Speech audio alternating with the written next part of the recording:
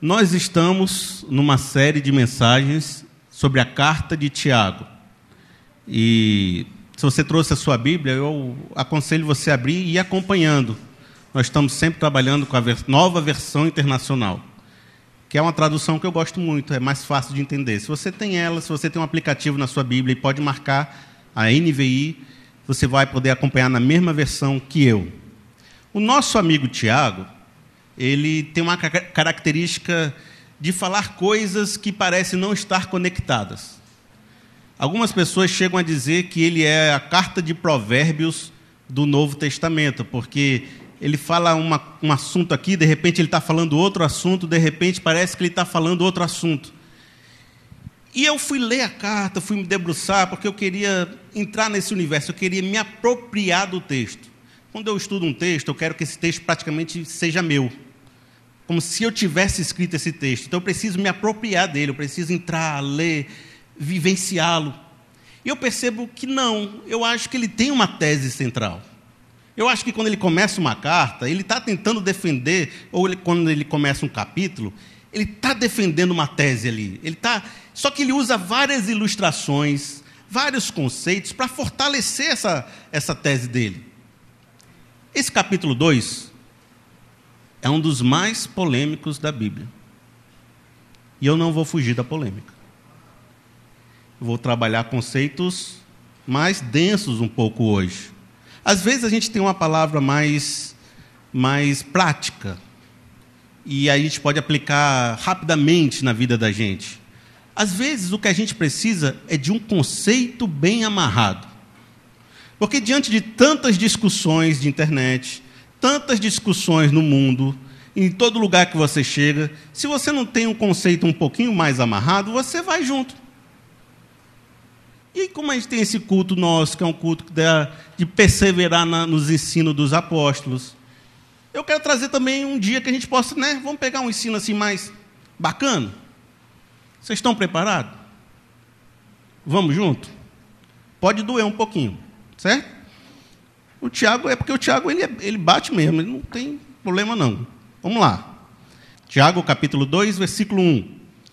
Meus irmãos, como crentes em nosso glorioso Senhor Jesus Cristo, vocês que são crentes, vocês que têm fé, não façam diferença entre pessoas, tratando-as com favoritismo. Suponha, começa a ilustração, ele é um pregador que gosta de usar exemplos. Suponha que na reunião de vocês entre um homem com um anel de ouro e roupas finas, e também entre um homem pobre, com roupas velhas e sujas. Se vocês derem atenção especial ao homem que está vestido com roupas finas e disserem, aqui está um lugar apropriado para o Senhor, mas disserem ao pobre, você, fique de pé ali, ou sente-se no chão junto ao estrado onde eu ponho meus pés, não estarão fazendo discriminação, fazendo julgamento com critérios errados? Ouçam, meus amados irmãos, não escolheu Deus os que são pobres aos olhos do mundo para serem ricos em fé e herdeiros do reino que ele prometeu ao que os amam? Mas vocês têm desprezado o pobre. Não são os ricos que oprimem vocês? Não são eles que o arrastam para os tribunais? Não são eles que difamam o bom nome do Senhor que está sobre vocês, que sobre vocês foi invocado?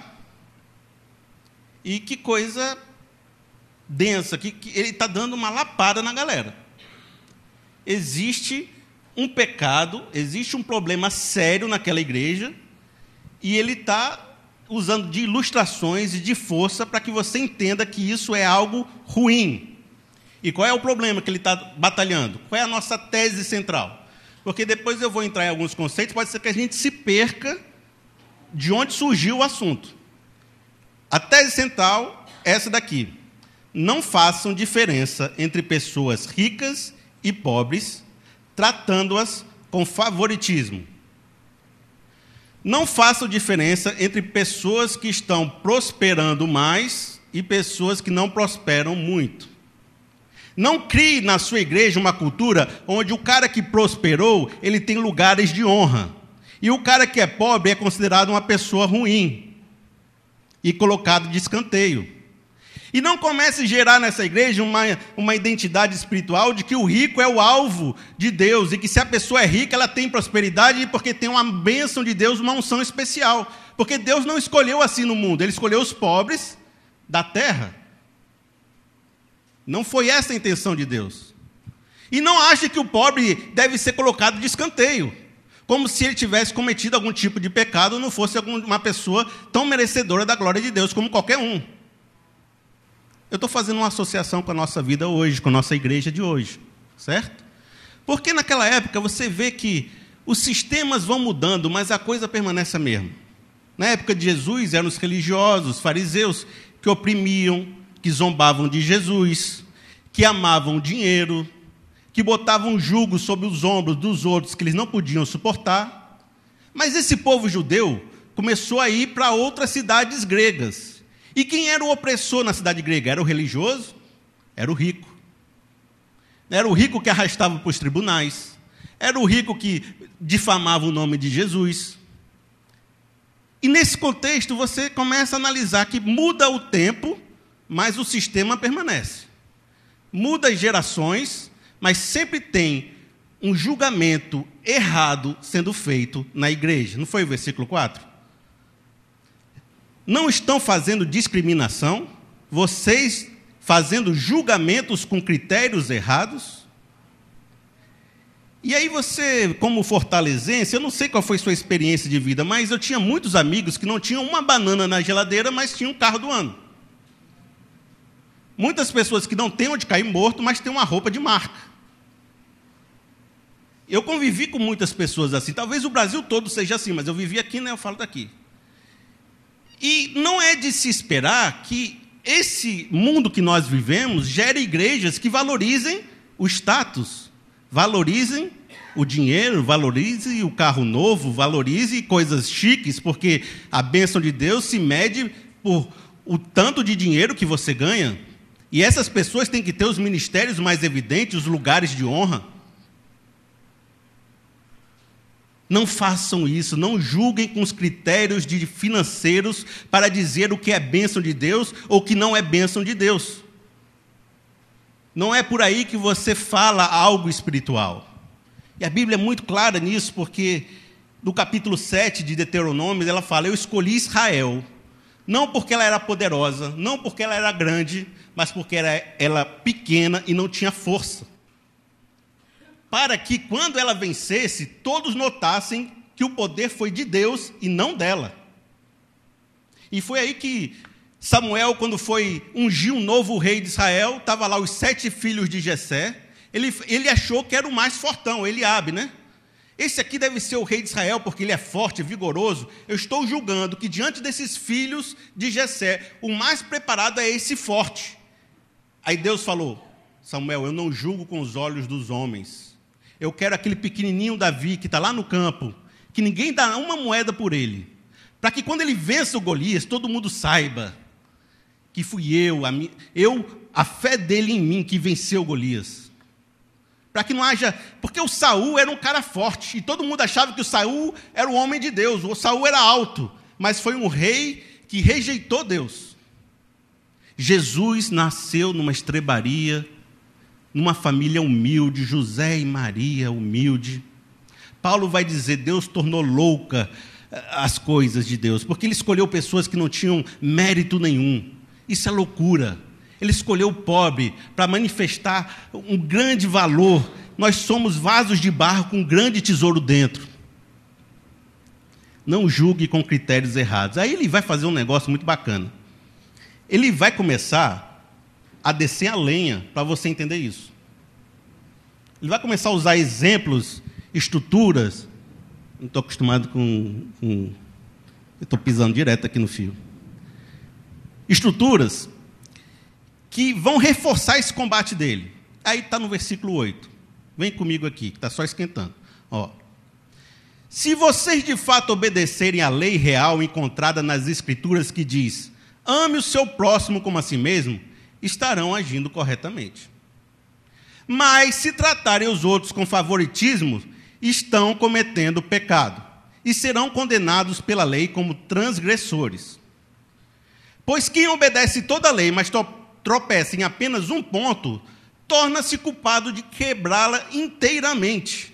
Pois aquele que disse, não adulterarás, também disse, não matarás. Se você não comete adultério, mas comete assassinato, torna-se transgressor da lei.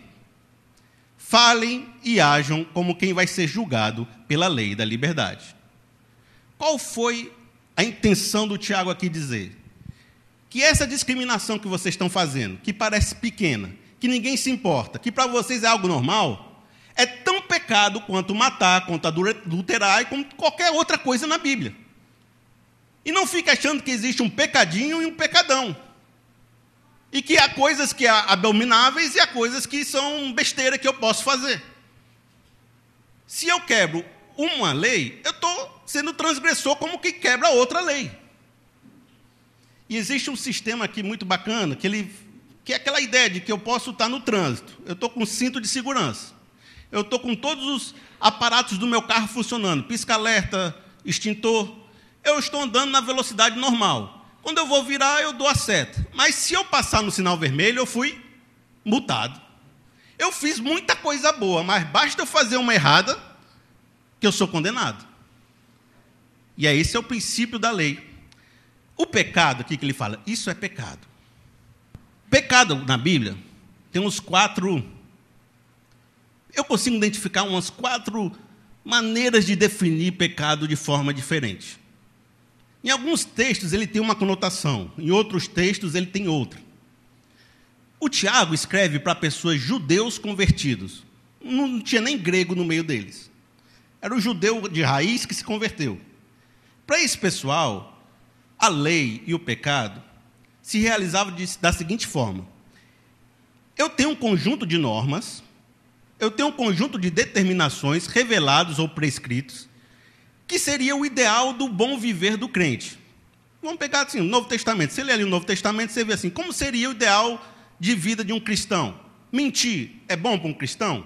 Não é. Então não é ideal que eu minta. Se eu mentir, eu vou estar pecando, porque eu quebrei uma norma, eu quebrei um ideal de vida.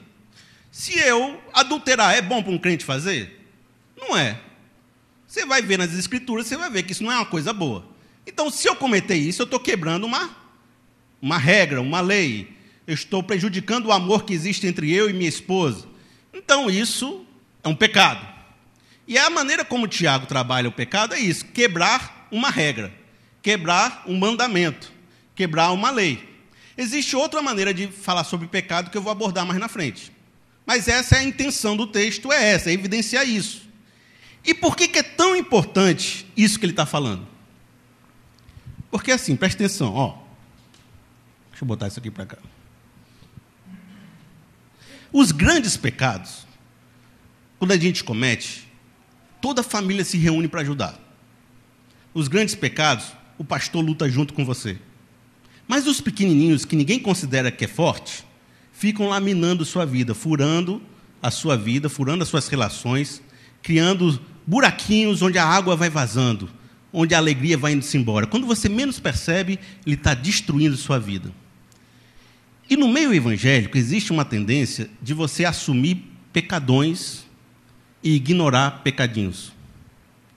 Se a gente não for ou praticar o homossexualismo, se a gente não for para boates e beber, se a gente não adulterar, não fizer sexo antes do casamento, ou não fizer mais 2 ou 3 coisas, você pode continuar almoçando com o pastor. Você pode ser vaidoso, egoísta, intransigente, ansioso, pode ser irreconciliável, ciumento, chato, mas isso não te exclui da igreja. Porque é pecadinho, ninguém é pecadinho. Pecadão é que me tira da comunidade. E eu começo a achar que existem pecados que são abomináveis e pecadinhos que todo mundo pode cometer. E o que Tiago está dizendo? Que o pecadinho é tão forte quanto o pecadão. E o pecadão é tão pequeno quanto o pecadinho. Equaliza aí na cabeça de vocês.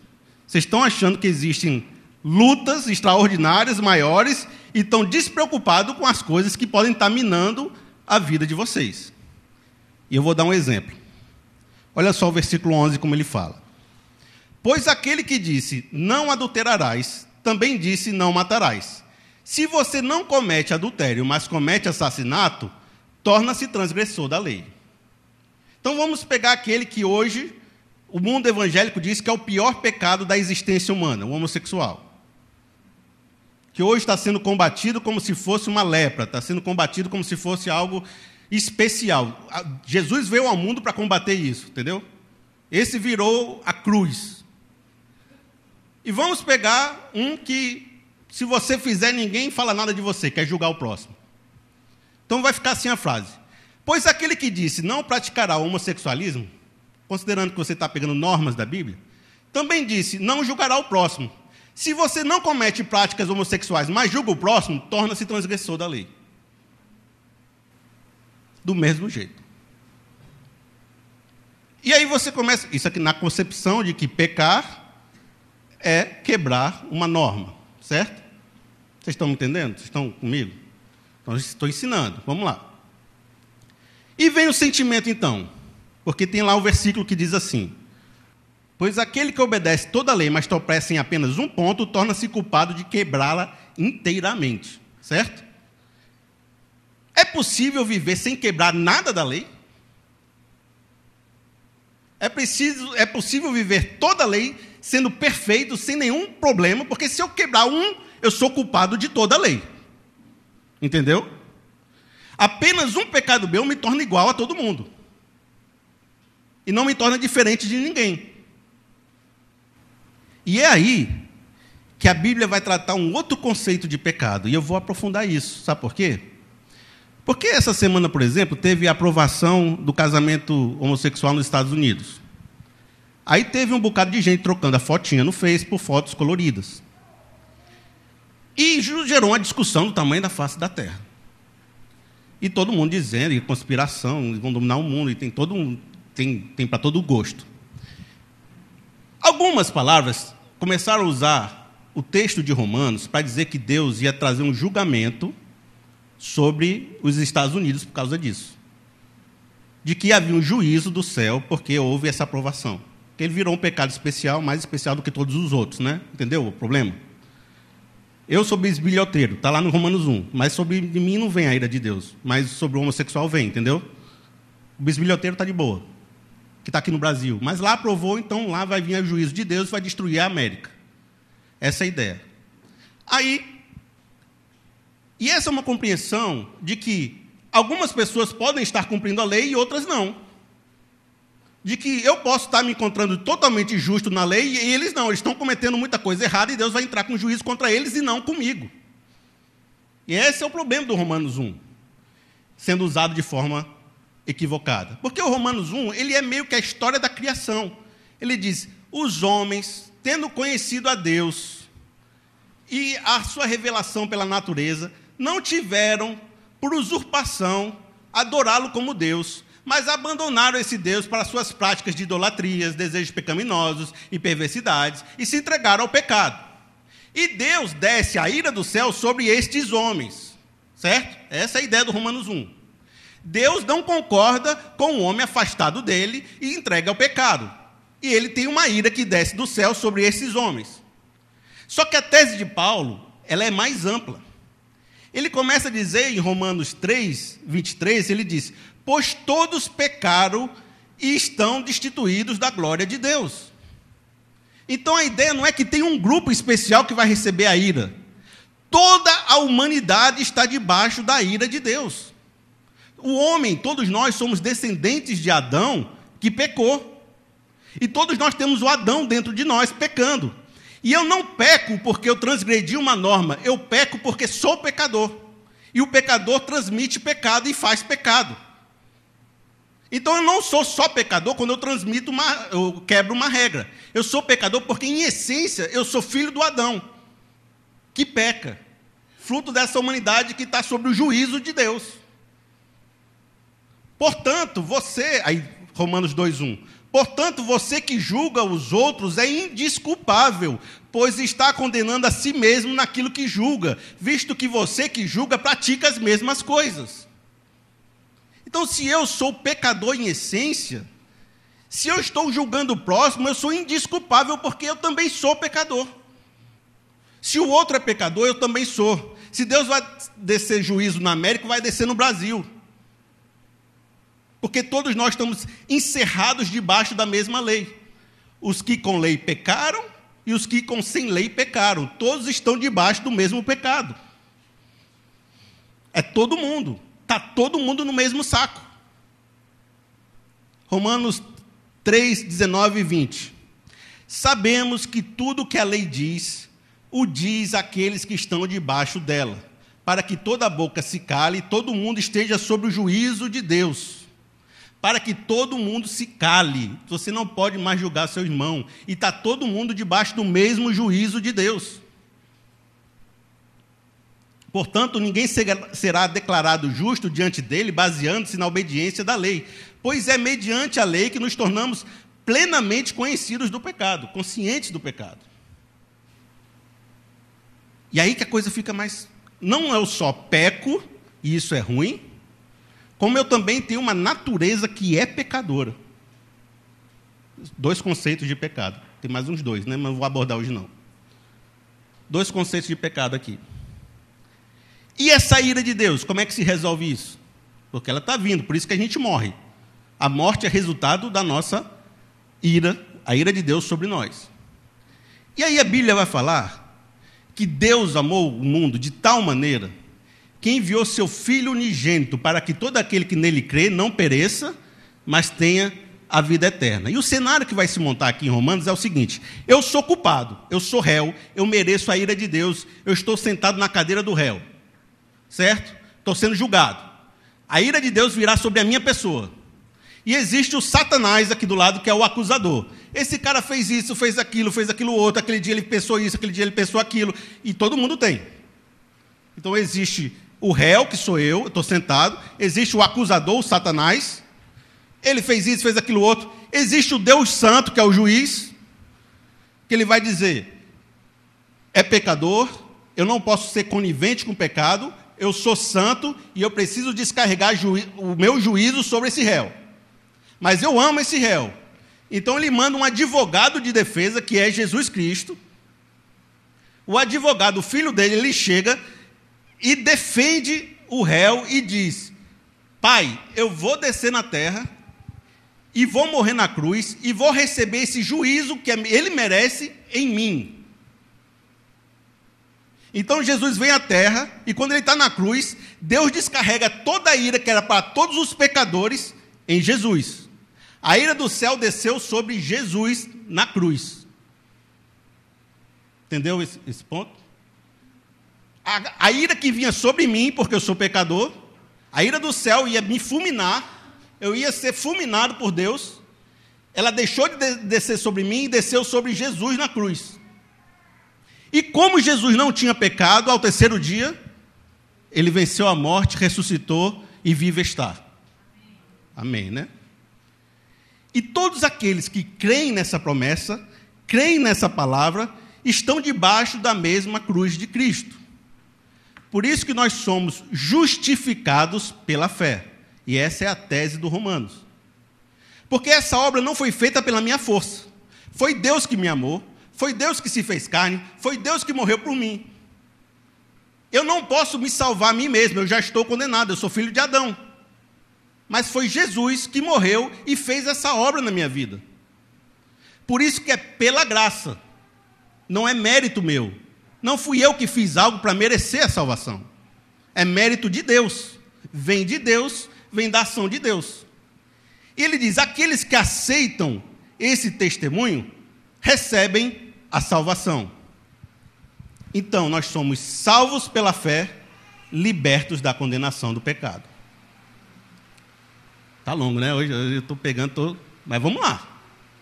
E agora? Mas e aí? Porque já sou salvo na fé, posso ignorar o pobre e agir com favoritismo? E essa vou voltar aqui para a tese do Tiago. Porque tenho fé, porque sou salvo, porque Jesus lavou meus pecados e agora vivo na fé. Posso fazer um pecado? Posso transgredir a lei? Posso agir e ignorar o pobre e discriminá-lo na igreja? Essa é a grande pergunta da Bíblia que a gente faz depois que é convertido. Eu sou salvo pela graça? Sou. Eu sou convertido? Sou. Eu posso continuar pecando? Eu posso continuar vivendo do jeito que eu quero, da maneira que eu quero, da forma que eu quero? Porque eu não sou salvo pela fé, né? Então, tudo que eu fizer de errado também não vai me condenar mais, porque eu vou ter graça para isso. E o que eu fizer de bom também não adianta muito. Então, eu posso fazer o que eu quero. E aí que o Tiago vem falar uns versículos bacanas para nós. Ele diz assim, 14. De que adianta, meus irmãos, alguém dizer que tem fé se não tem obras? De que adianta você dizer que se converteu, que creu em Senhor Jesus, mas você não transparece isso de alguma forma? Acaso a fé pode salvá-lo? Se um irmão ou irmã estiver necessitado de roupas e do alimento de cada dia, e um de vocês lhe disser, vá em paz, aqueça-se e alimente-se até satisfazer-se, sem porém lhe dar nada. De que adianta isso? O cara está dizendo, eu estou com fome, eu estou necessitado, Deus vai lhe dar o pão. E aí você manda a pessoa embora. Mas você não deu pão, não ajudou, não se impôs para salvar aquela vida. De que adianta essa fé que só diz assim, que eu creio que Deus vai te fazer alguma coisa, mas ela não move o teu braço, ela não move o teu coração, ela não move a tua vida.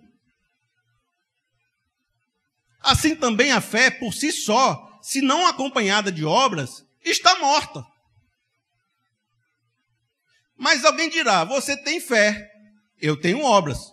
Mostre-me sua fé sem obras, e eu lhe mostrarei a minha fé pelas obras. Você vai perceber quem é o homem de fé pelas obras que ele produz. Eu tenho fé, mas não tenho obra nenhuma. Pois eu vou te mostrar minha fé pelas obras que eu realizo. Você crê que existe um só Deus? Muito bem. Mesmo os demônios creem e tremem. Você tem fé que Deus existe? Os demônios também. Não tem muito mérito nisso, não. É o que o Tiago está falando. E ele está batendo firme nas pessoas que tentam viver a fé de uma forma displicente, agarrados numa doutrina de graça barata, de uma graça que vem fazer tudo o que eu quero e eu posso continuar pecando e não quero largar o osso. E se você ver na Bíblia, e procurar na Bíblia, todos os apóstolos falam a mesma coisa. Paulo vai dizer, vocês foram salvos pela graça para as boas obras.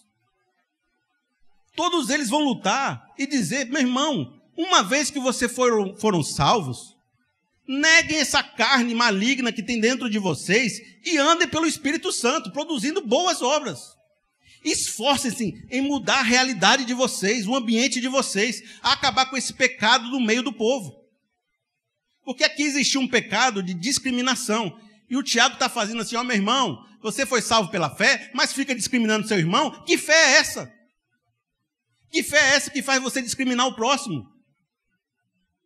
Haja para mudar essa situação, haja para mudar essa realidade. Produza obras de justiça. É forte o Tiago, é forte. Mateus 7, 20 e 21, Jesus Cristo falando, certo? Assim, pelos seus frutos, vocês os reconhecerão. Nem todo aquele que diz, Senhor, Senhor, entrará nos reinos dos céus, mas aquele que faz a vontade de meu Pai que está nos céus. E Jesus está falando o seguinte, olha, uma árvore boa não pode dar frutos maus. Uma árvore mau não pode dar frutos bons. Pelos frutos vos conhecereis. E a pergunta que fica é, o que eu tenho conhecido de você pelos seus frutos? O que os seus frutos revelam sobre a sua fé? Se eu olhar as suas obras e olhar a sua vida, o que eu posso testemunhar da fé que você crê? Pelos frutos vos conhecereis. Tanto os frutos de transformação, frutos do Espírito Santo, como ações efetivas. A fé na Bíblia é um verbo. Agir, fear. A fé em ação. A fé que não move minha mão é uma fé demoníaca. Versículo 19. Você crê que existe um só Deus? Muito bem. até mesmo os demônios creem e tremem. Uma fé puramente intelectual, de ler a Bíblia, de ficar discutindo no Face, de ficar falando isso e aquilo, de ficar argumentando para cima e para baixo, que não move a minha mão em resgate do pecado, em transformação, em mudança de vida, ela é demoníaca. Uma fé que me faz tremer, me faz sentir movimentos espirituais na igreja. Hoje a unção do louvor foi legal. Hoje a unção do louvor veio sobre mim. Eu me arrepiei todinho. Eu estou sentindo Deus. Lá em casa eu cantei um louvor, fiquei bem. Mas ela não move a minha mão para condenar o pecado e transformar e trazer a justiça de Deus para a vida do homem. Também é uma fé demoníaca. Pessoas que são intelectuais, mas não agem. Pessoas que são sentimentais, mas não agem. Nós fomos salvos pela graça para as boas obras. É importante refletirmos sobre isso. Primeiro, para não ficar julgando as pessoas na igreja por critérios errados. Achando que quem tem mais dinheiro é melhor, que quem tem um pecado X é mais pecador do que quem tem um pecado Y. Entendemos que não existem pecadões e pecadinhos. E que todos nós somos pecadores e temos uma natureza pecadora em Adão. Mas que Deus nos amou e botou a condenação dele em Jesus Cristo, para que a gente pudesse ter vida e ressuscitar com Jesus Cristo no último dia. E assim a gente possa vencer o poder da morte. E agora que eu estou vivo nessa terra, devo renegar a minha carne, que é pecadora, e andar segundo o Espírito de Deus, praticando e vivendo em boas obras. Esse é o capítulo 2 do nosso amigo Tiago. É forte, é impactante, mas é verdadeiro. É real. Tem valor para a nossa vida. O que será que eu tenho feito que pode ser mudado? O que será que eu posso estar negando na minha vida? Quais são os pecados que eu acho normal? Quais são os pecados que eu acho que não tem problema? Quais são as boas obras que eu tenho que dar? Meus irmãos, é muito fácil aceitar uma promessa, mas às vezes é difícil aceitar um desafio. É muito fácil ver a fé como confiança que Deus virá a meu favor, mas às vezes é difícil ver a fé como algo que me desafia a mudar a minha realidade. E hoje fomos desafiados a mudar a nossa visão, a nossa ideia de fé, a nossa ideia de vida cristã. Que assim seja na sua vida e que essa palavra possa trazer reflexão. Não concordo, mas reflita. Abra seu coração, abra para ideias, converse com Deus. Abra sua Bíblia, leia, perceba. Não precisa aceitar tudo, mas podemos conversar. Converse com Deus sobre isso. Vamos fazer uma oração entregando esse momento a Deus. Senhor Deus, obrigado, Pai eterno, porque a Tua palavra nos alimenta a cada dia, Senhor Deus. Obrigado porque o Senhor tem ministrado as nossas vidas, Senhor Deus. Aquilo que a gente não concordou, que o Senhor nos trabalhe em nosso coração. Aquilo que a gente amou, que o Senhor nos dê fé para viver, Pai. Aquilo que mexeu com a gente, que seja, Pai, uma obra que você tem feito na minha vida e que as pessoas possam olhar para a minha vida e reconhecer que o Senhor tem trabalhado nela, Senhor Deus. Senhor Deus, nós somos dependentes de Ti, da Tua graça, da Tua cruz, do Teu poder. Vem com o Teu poder na nossa vida, Pai. Nos dá a possibilidade de vencer o pecado, Pai. Porque às vezes o mal que eu não quero eu faço e o bem que eu quero eu não faço. Miserável homem que eu sou, quem me livrará do corpo dessa morte? Senhor Deus, me ajuda nessa batalha que é vencer o pecado. Me ajuda nessa batalha que era vencer essa minha vontade de inclinação para o mal, Pai. Para que eu possa viver uma nova novidade de vida e a fé que habita em mim, ela gere obras de justiça, Senhor Deus.